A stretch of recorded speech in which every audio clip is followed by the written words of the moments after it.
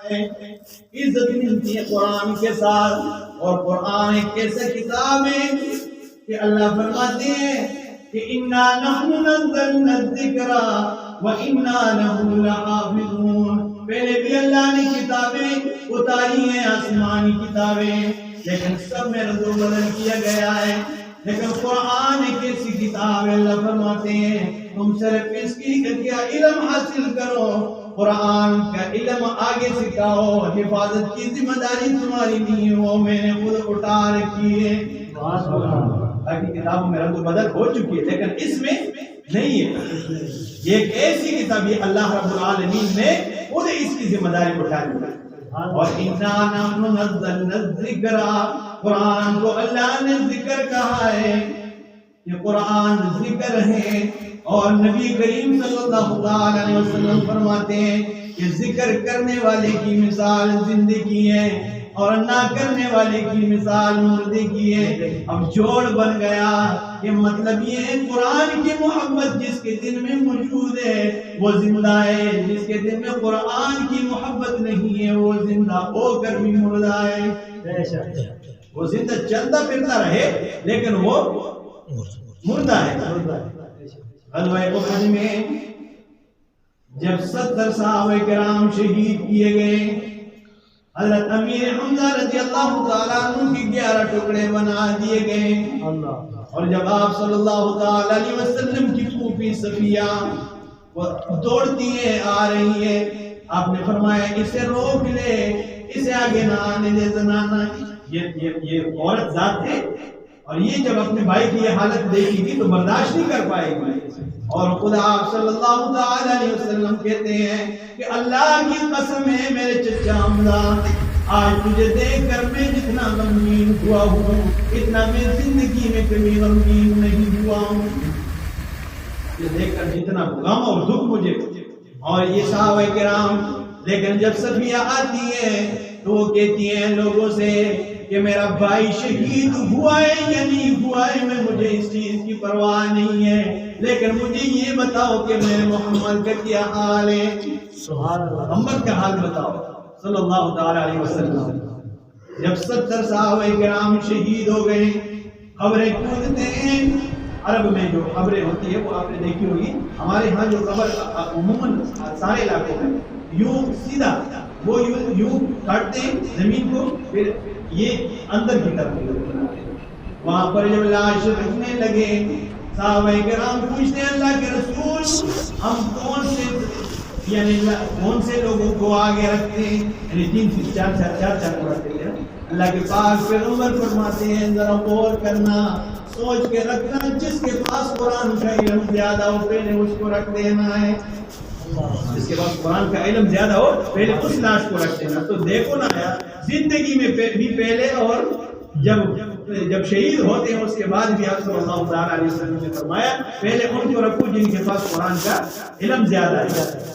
اللہ کے پاک پیغمبر فرماتے ہیں کہ ان للہ اہلین من الناس، اللہ رب العالمین کے لوگوں میں کچھ خاص لوگ ہوتے ہیں، بندوں میں کچھ خاص بندے ہوتے ہیں۔ صحابہ کرام پوچھتے ہیں من ہم یا رسول اللہ، کہ اللہ کے پاک پیغمبر وہ اللہ کے خاص لوگ کون ہیں، وہ کون لوگ ہیں جو اللہ کے خاص ہیں؟ اللہ کے پاک پیغمبر نے فرمایا ہم اہل القرآن، وہ اہل القرآن ہیں، قرآن والے ہیں۔ ہم اہل اللہ، وہ اللہ کے اہل یعنی اللہ کے قریب ترین لوگ ہیں۔ وَأَحِبَّاؤُهُ، اور اللہ رب العالمین کے محبوب ترین ہیں، اللہ ان سے محبت کرتا ہے۔ جو قرآن والے ہیں، قرآن سے جن کی محبت ہو۔ قرآن مجید ایک ایسی کتاب ہے کہ ہر بیماری کا حل اس میں موجود ہے۔ اللہ فرماتے ہیں قَدْ جَاءَتْكُمْ مَوْعِظَةٌ مِّن رَبِّكُمْ، لوگوں تمہارے پاس تمہارے رب کی طرف سے نصیحت آ چکی ہے۔ نصیحت ہے، ہم آج ڈراموں فلموں سے نصیحتیں حاصل کرتے ہیں، لیکن اللہ نے ایک عظیم کتاب قرآن مجید ہمیں عطا کی ہے، اور خود فرماتے ہیں نصیحتیں وَشِفَاءٌ لِمَا فِي الصُّدُورِ الصدور، اور شفائے ان بیماریوں کے لیے جو سینوں کے اندر موجود ہے. یہ جسمانی بیماریوں کے لیے بھی شفا ہے. سورہ فاتحہ پڑھ لو دم کی، اللہ رب العزت سے عطا کر دیتا ہے. یہ جسمانی بیماریوں کے لیے بھی شفا ہے اور یہ روحانی بیماریوں کے لیے بھی شفا ہے.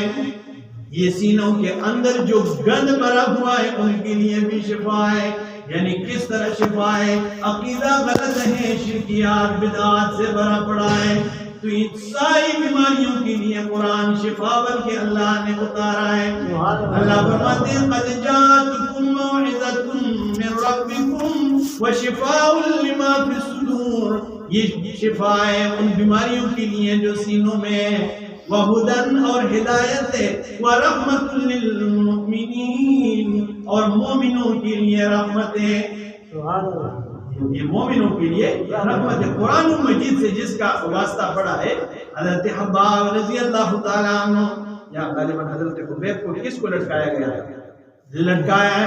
لوگ گوشت کاٹتے ہیں اور عورت کا غلام ہے، عورت کا غلام ہے. کہنے لگی حباب تو اسلام قبول کر چکا ہے؟ کہنے لگے ہاں، میری طرف توجہ کرو، میں اسلام قبول کر چکا ہوں. کہنے لگی ذرا میری بات کا جواب دینا. ما تقول فی اللات والعزى، لات اور عزا کے بارے میں تیرا کیا خیال ہے؟ جس بتوں کی وہ عبادت کرتے ہو.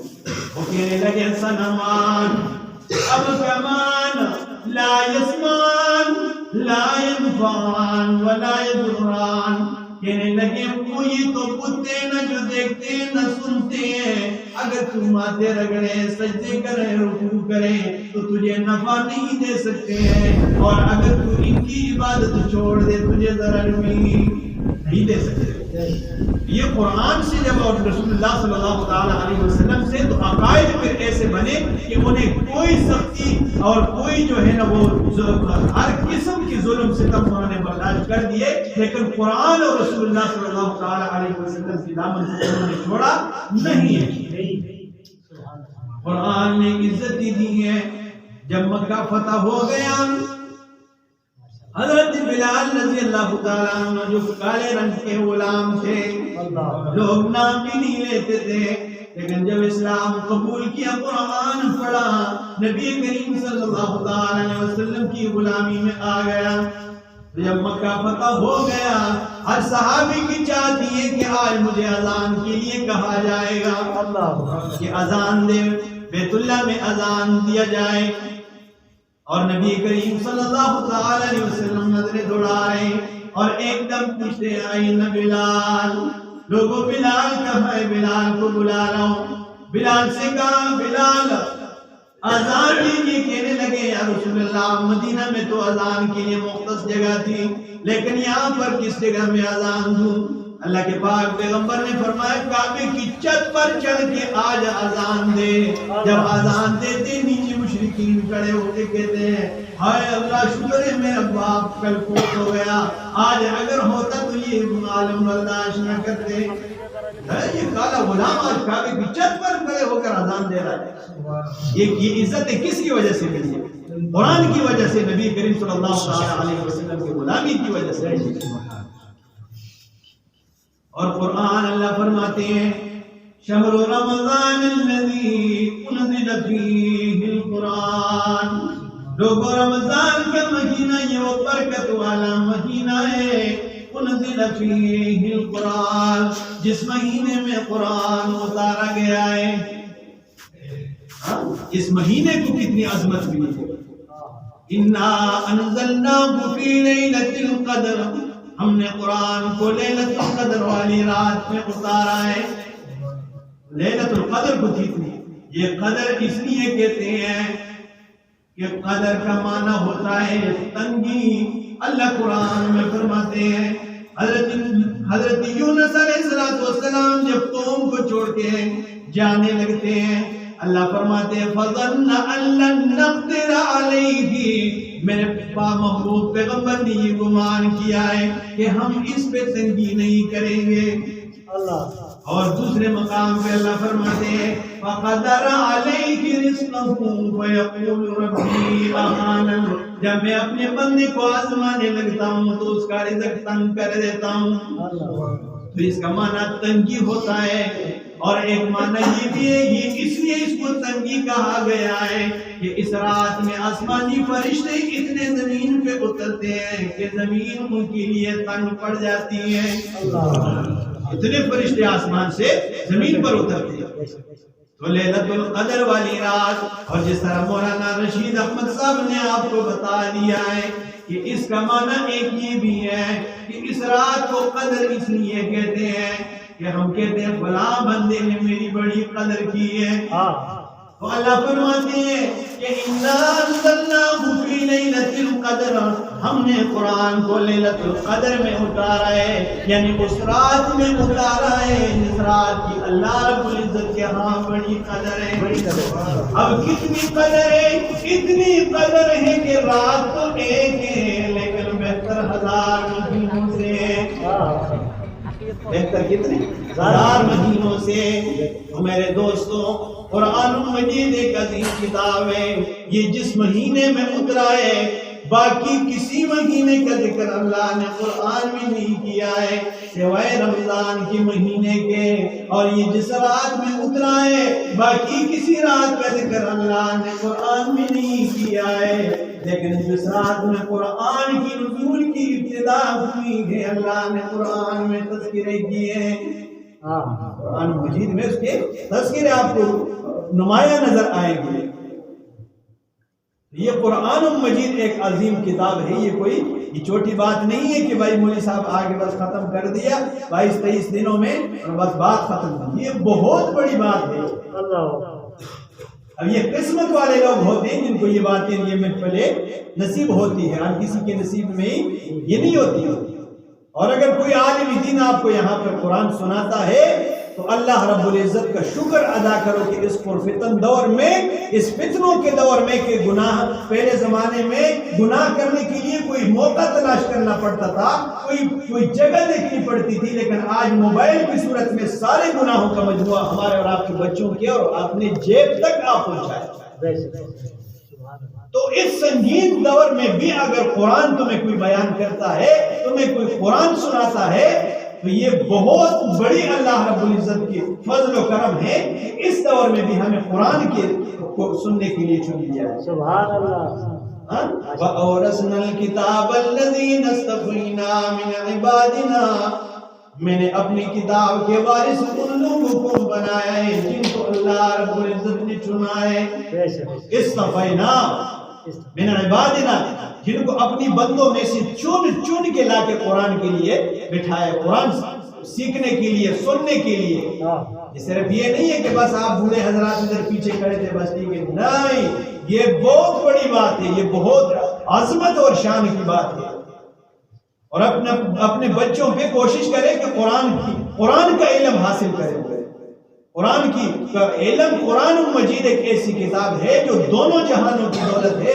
یہ بات میں بار بار کر چکا ہوں آپ کے سامنے کہ حضرت امام شافعی رحمہ اللہ کے دور میں ایک شخص تھا جس کی ایک بیٹی تھی لاڈلی سی، اور اس نے کہا کہ اگر میری بیٹی کی شادی ہونے لگے گی تو میں دونوں جہانوں کی دولت دے دوں گا، اگر نہیں دیے تو بیوی کو 3 طلاق۔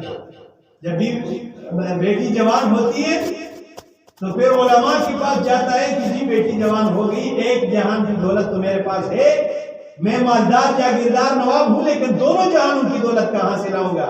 جب امام شافعی رحمہ اللہ کے پاس جاتے ہیں، وہ لوگ بڑے، ان کو ایسے یہ مقام نہیں ملا تھا کہ آج نام لیتے ہی ان کے علم کو دیکھ کر ہماری ٹوپی گر جائے، یہ اس لیے کہ ان کے پاس قرآن کا علم تھا اور قرآن سے محبت تھی۔ تو کہنے لگے کہ بیٹی کی شادی جب ہونے لگے گی تو مجھے بلا لینا، میں دے دوں گا۔ تو وہ کہنے لگا ٹھیک ہے، شادی کا پروگرام بنایا، مولانا صاحب کو بلایا کہ آ جائیں جی، آپ کہاں سے لاؤ گے؟ ساری دنیا تماشے کے لیے آ کھڑی ہے کہ آج پتہ نہیں امام شافعی کوئی دھکیلے گا پھر پہاڑ کو سونے کا، تو دونوں جہانوں کی دولت پتہ نہیں اس کی شکل کیسے ہوگی۔ لیکن امام صاحب نے قرآن کا ایک نسخہ قرآن مجید کے بغل سے نکال کے اس کے ہاتھ میں تھمایا کہ جا اپنی بیٹی کے ہاتھ میں یہ قرآن دے دے، آپ کی بیوی کو طلاق نہیں واقع ہوگی، یہ دونوں جہانوں کی دولت۔ ہمارا انصاف جب یہ ہوگا کہ ہم گاڑی میں جب بیٹھیں گے ہم پھر کہتے ہیں ہمارے بچے کی بات نہیں مانتے، اور بچوں پہ جو ہے یہ بچے ٹھیک نہیں ہے، بچے کیسے ٹھیک، اپنا روح ہم نے ٹھیک کیا ہی نہیں ہے۔ ہم گاڑی میں بیٹھتے ہیں ہری پور کے یہاں سے اور کہیں کہ دعا کرو خیریت کے ساتھ منصیرے پہنچ جائے، بھائی اپنے روح پہلے صحیح کرا۔ روح جب ہم نے ہماری انصاف جب یہ ہوگی کہ اسکول کے کو بچہ جاتا ہے، ہاں اس تعلیم کے ہم انکار نہیں کرتے، تعلیم ہو اسکول کی ہم خود بھی کرتے ہیں اور ہمارے دوست بھی کرتے ہیں، لیکن پہلے سارے فہرست جو ہے پہلے نمبر پہ اللہ کا قرآن ہونا چاہیے، قرآن کا علم بچے کے پاس ہونا چاہیے، پھر اس کے بعد ساری تعلیم، کیونکہ وہ ایک ایسا فن ہے جس پہ آپ صرف دنیا کما سکتے ہیں، آخرت کے ساتھ اس کا کوئی تعلق نہیں ہے۔ آخرت کے ساتھ اگر تعلق ہے تو وہ قرآن مجید کا۔ پھر جب ہماری انصاف یہ رہے گی تو پھر ہماری دعائیں بھی، ہم کہتے ہیں نہ دعائیں قبول ہوتی ہیں اور نہ جی بچے ٹھیک ہے بات نہیں مانتے۔ بچہ بات کیسے مانے گا کہ تو نے اسے قرآن کی تعلیم دی ہی نہیں، اور ادب تو قرآن سکھاتا ہے۔